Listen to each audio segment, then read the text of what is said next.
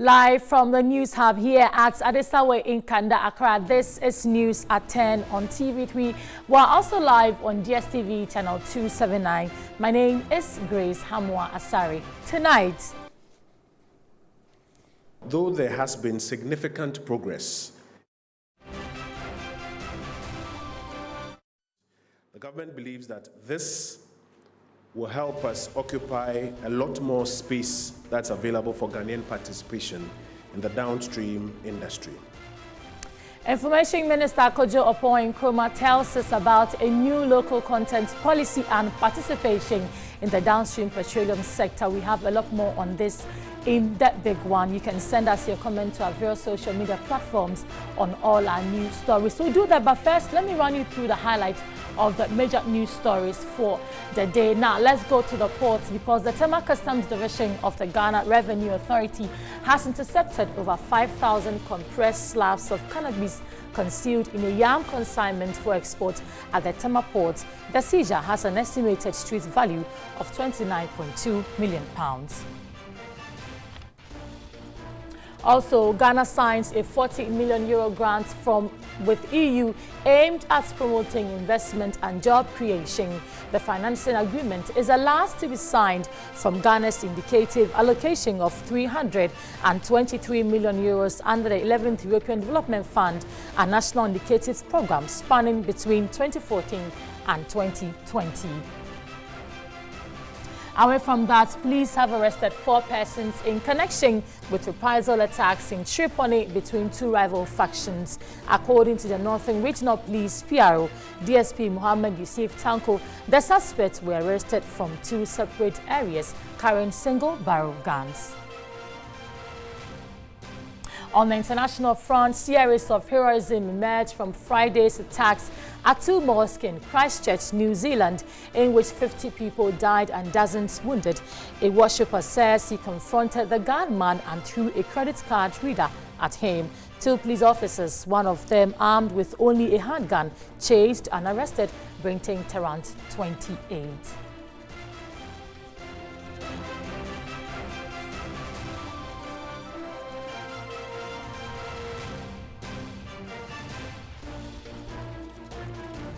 Let us now start with the big one.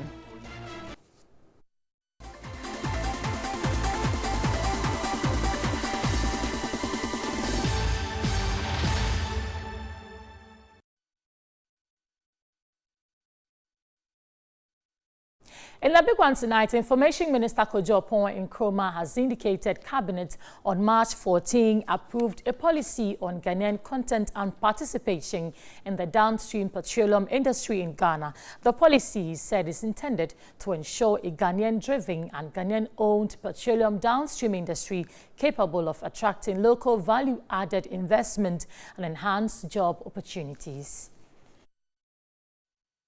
The policy is intended to ensure a Ghanaian-driven and a Ghanaian-owned petroleum downstream industry capable of attracting increased local value-added investments and enhanced job opportunities, as well as indigenous knowledge, expertise and technology in the industry for the overall benefit of Ghanaians.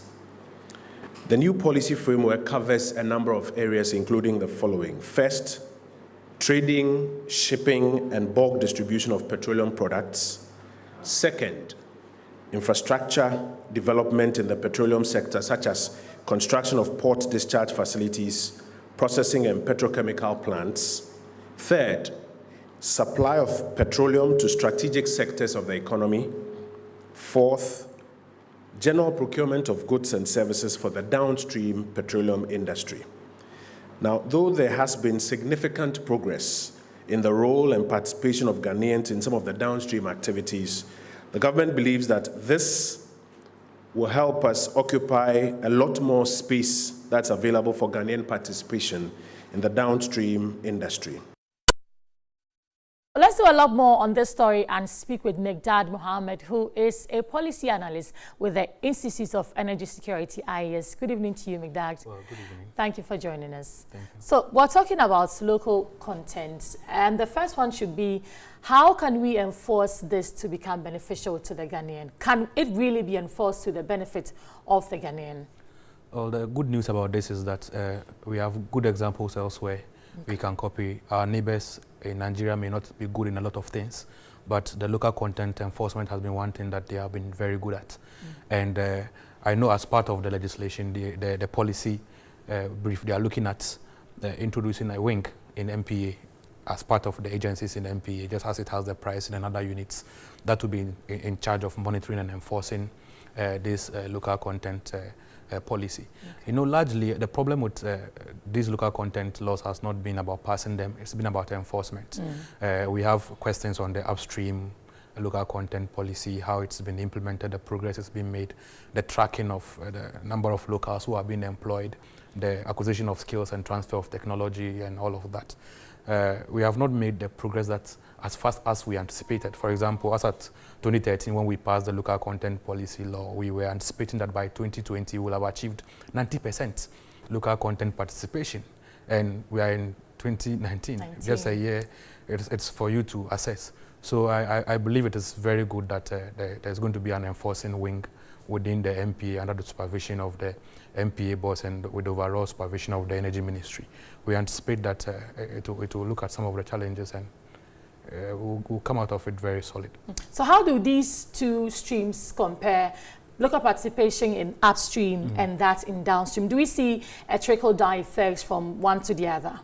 Well, the upstream challenges are quite different. It's more capital intensive than the downstream. For example, for an oil marketing company, you need about 30,000 to renew your license and 200,000 Ghana cedis, 200,000 Ghana cedis to get a fresh license. But you can't say the same for the upstream in terms of the intensive capital requirements for drilling and exploration. So when people make those investments in that sector, it becomes difficult to convince them to transfer, to train a local in a year or two and give him the field to operate with very little room for mistakes. That's been some of the concerns that our engagement with some of the multinationals regarding these human resource related challenges in the sector has been. So you compare that to the downstream. The downstream is not as capital intensive as the upstream in terms of the technological skills needed. It's not also as intensive as the upstream. So largely this is where we believe that if it is the upstream that we are giving out the large stake, the large part of the cake to foreign owners. You talk about banking, telecoms, mining, they are all in the hands of, if not wholly foreign owned, the foreign owned, it's largely a chunk of it. So where we come to the downstream, it's expected that we will be able to learn on the job, and we've been doing it. As at 2001, 6 multinationals, Mobil, Shell, Owando, Elf, Total, and one other company were controlling 72% of the downstream fuel supply, with the remaining 8 oil marketing companies, which are local, just controlling just about 28%. So today, the equation has changed.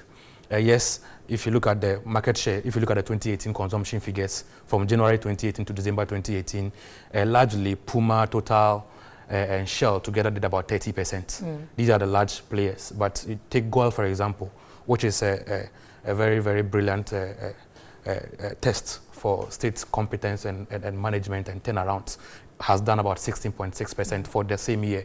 It beats Shell, it beats Goil, it beats Total and Puma, for example.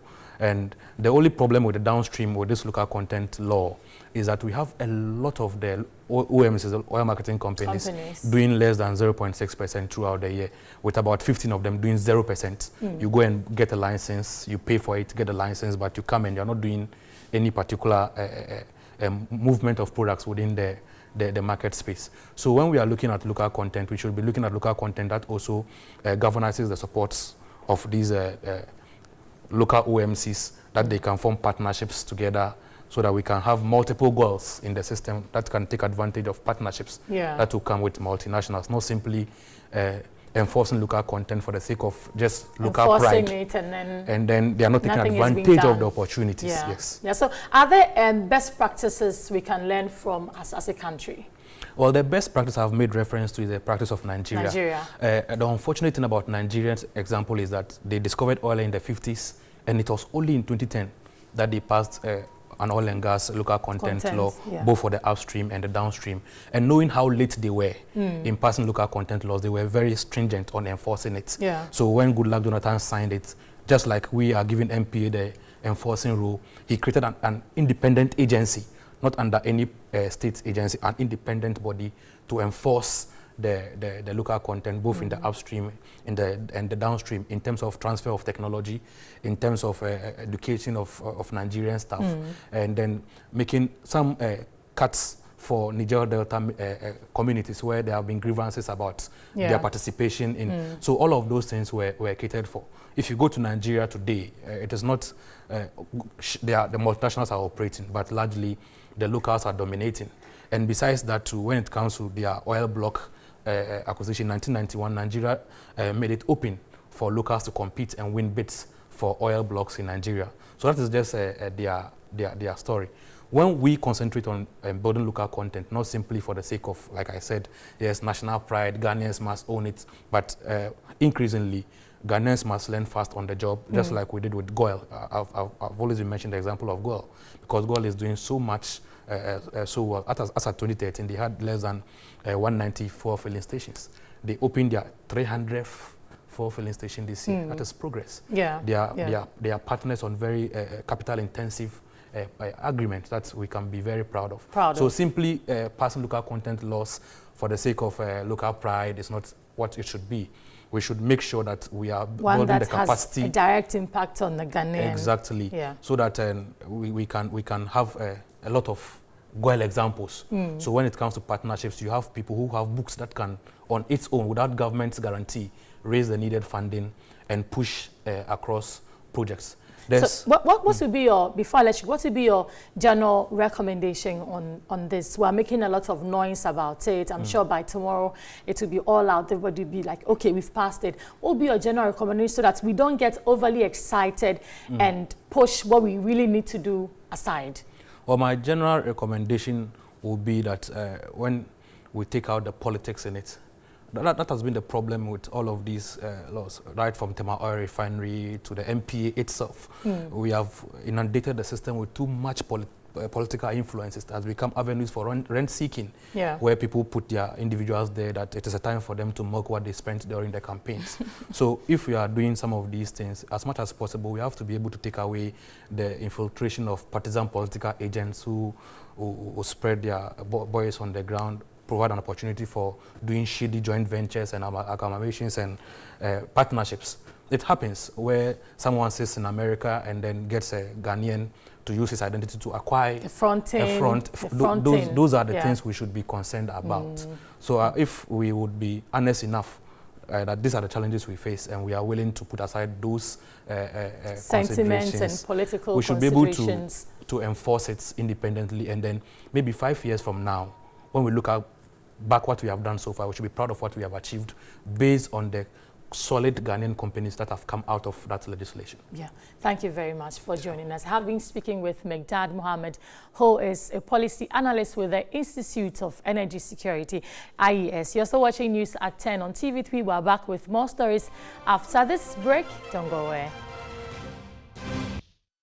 Welcome back. This is News at 10 on TV3 and also live on DSTV channel 279. Ghana has signed a €40 million facility grant with EU aimed at promoting investment and job creation. The financing agreement is the last to be signed from Ghana's indicative allocation of €323 million under the 11th European Development Fund and National Indicative Programme, which spans between 2014 and 2020. The facility is between the government of Ghana and the European Union, and both parties have signed this in an agreement, which is the last program to be signed from Ghana's indicative allocation of €323 million under the 11th European Development Fund. a national indicative program which spans 2014 to 2020. This amount is to be used to support private investment and to deliver on the Sustainable Development Goals, and it will enable the Ghanaian government to accelerate the implementation of structural reforms that are essential for strong, inclusive, and job-creating growth. The funds are to be managed by the Ghanaian government, and the program is aligned with President Akufo-Addo's vision of Ghana Beyond Aid, a long-term economic and social transformation strategy. The program focuses on the areas of business climate improvement, public financial governance, and employment, and its main objectives are to promote domestic and foreign investment, enable businesses to spearhead economic transformation and create employment, strengthen public financial governance, and boost domestic revenue mobilization, as well as support in the fight against corruption. To some other stories now, work is progressing steadily on the Tema Akosombo-Mpakadan rail project in the eastern region. Contractors say the 97-kilometer rail line is expected to be completed in June next year. A delegation led by the board chairman of the Ghana Railways Development Authority visited the Eastern Rail Project. The Tema Akosombo-Mpakadan rail project starts from the port to Mpakadan in the eastern region. Culverts, bridges and road diversions are at the completion stage. Government's efforts at building an integrated intermodal system of transport to ease pressure on the seaport is gaining significant grounds. The project is a partnership between the Ghana Railway Development Authority and Afcom Infrastructure Limited of India. Contractors assured the project will be completed on schedule, barring any unforeseen events. Challenge of construction for this bridge is the depth of the water. Here standing depth of water is about 25-26 meters. The Chief Executive Officer of the Ghana Railways Development Authority hinted that all compensations will be paid to affected persons whose building will be pulled down. The money required for compensation has been deposited in the accounts of the Railway Development Authority. This has been done following the assessment done by the Lands Commission, whose remit it is to go on site to do two things. One, evaluation of crops, because there are farms as well that have been taken over, and evaluation of land. And, and so both have been done, and they've been categorized or separated, and then the quantum of sum has been put into the account of the authority. Board chair of the authority, Nana Edujemfi, was impressed with the level of work done so far. The global picture that we have obtained, both from the presentations and from actual visits on the site, is the reality that actually things have moved very positively. Let's stay a while longer in the rail sector because the Minister of Railway Development, Joe Gatti, says developing the country's railway infrastructure will reduce the cost of doing business. He was speaking at the induction ceremony of the Chartered Institute of Supply Chain Management in Accra. We're at a better place than at this time, where you have the opportunity to participate not only in this very exciting sector, but all other exciting sectors that we are involved in today as a nation. Our aim is to reduce the cost of business. It is said that the transportation of goods by railway is about 25% cheaper than transportation of goods by road. It also saves our roads. Minister of Railway Development, Joe Gatti, observed ignoring the railway sector has negatively affected the development of the country. That became the anchor of our economy from 1890s to when we discovered oil, was influenced to a large extent by the introduction of the railway line, which involved the management of the movement of goods. It was logistics that transformed this nation. I think we stand at a crossroads because, as the President has said, one of maybe the tragedies of our post-colonial development is that we totally ignored our railway. Because it transforms nations. And we are on the verge of transforming this nation. President of the Chartered Institute of Supply Chain Management, Ghana, Robert Okra, emphasized the need to develop other transportation systems for economic growth. We know, for example, that some of the networks that are being developed also have these intermodal linkages, and we are confident that the railway line from Tema will link up with the Volta Lake at Akosombo or in Pakadan to move stuff by lake up country. And that way, we save a lot of money. Supply chain management is the broad range of activities required to plan, control, and execute a product flow from acquiring raw materials and production through distribution to the final consumer in the most streamlined and cost-effective way possible. Obviously, when the cost of doing business is reduced, it is good news for everyone. Let's go for a spot of breather. We're back with more stories. Don't go away.